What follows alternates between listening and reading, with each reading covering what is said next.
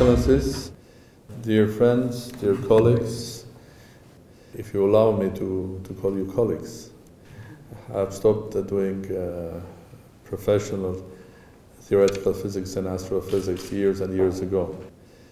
But as someone that has the virus of science inside, I cannot stop every each time being a bit jealous for the work that you are doing.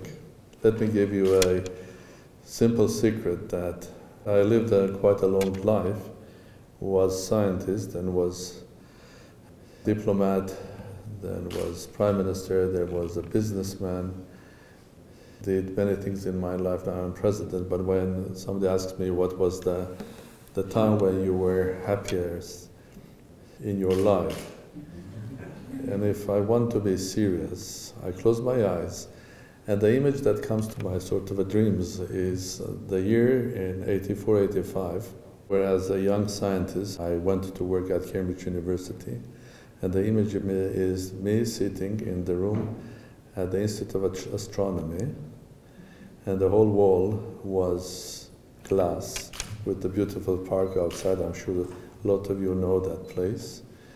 And I had this great privilege having a personal computer in front of me, because those years in the Soviet Union, it was not possible, and I was trying to do my research in relativistic astrophysics using a computer, and having my coffee with Martin Rees. So I think that was sort of a heaven. You don't think about economy, you don't think about politics, you don't think about daily life, you are just a free philosopher thinking about the structure of the universe. So somehow I'm jealous of you. You can take that with you. Now I think this beautiful two presentations that were here, as a fellow astrophysicist, I would like to thank you. First of all, the organizers of this conference. Workshop, conference, doesn't matter. It's not the size, it's the quality. And here, of course, my thanks would go to Felix Aharonian and to Frank Rieger, to Volkswagen Foundation, and to Russian Armenian University and University of Munich. As far as I understand, they were the ones that organized this workshop. And my message will be, come again. Because I would like to thank all of you to making sure that Armenia is still an astronomical or astrophysical power. And I'm dreaming of a day that Armenia once again will become an astronomical superpower. And I believe in that. And of course, for that we have to work very hard, both here in Armenia, and strengthen our relations and cooperation with the world. And here, of course, Germany is the front boundary for us. I mean, it's not physical distance. From the point of view of science, Germany is very close to Armenia. So this was as a fellow astrophysicist.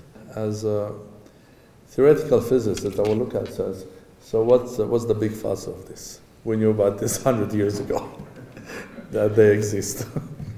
But the reality is, of course, we knew those who belong to the community of theoretical physicists. We knew about this, even belonging to the school of theoretical physics, relativistic astrophysics, Burakan school. In any case, I always knew that one day we will see this. But the reality is this is a tremendous step in helping to develop generally physics and our knowledge of the universe and ourselves further down, further and further and further. So it opens new doors for development. As a fellow human being, I look at this and say, well, this is fascinating. This is black hole. Wow, indeed it's black. There's nothing there. Now, as someone that has lived also life in business, politics, public life, I'd like also to share with you with some observation that black holes exist not only in the universe. They exist in social life. They exist in economic behavior.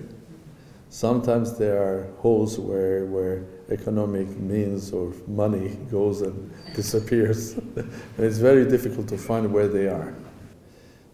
It exists even in public life as well. So public life, what I have discovered as a physicist, is as complex as the world, as the universe. And I've discovered also something interesting, that the laws of nature, the laws of physics, could be applied to describe public behavior as well, which is strange, but it works. I've spent some time doing some research on that one as well. And then as a president of the Republic, I look at this and say, fantastic, here I am in the beautiful building of Matenada with fellow scientists, and we are speaking about things which are important for Armenia. I mean, this beautiful picture would have not happened if it was not just pure astronomy. It's a complex technological achievement when you are using, as far as I understood the technique, you are using multiple telescopes which are based on the surface of the planet.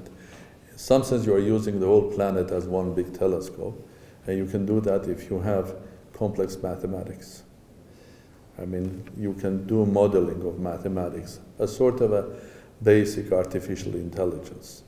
And I do believe this is wonderful, and I think this is another sign that the future, not only in astronomy, but in our daily life, will be depending on the new achievements of science and technology. That's why from day one as a president, I'm preaching that this country has the potential of becoming one of the leading countries in the world. Why?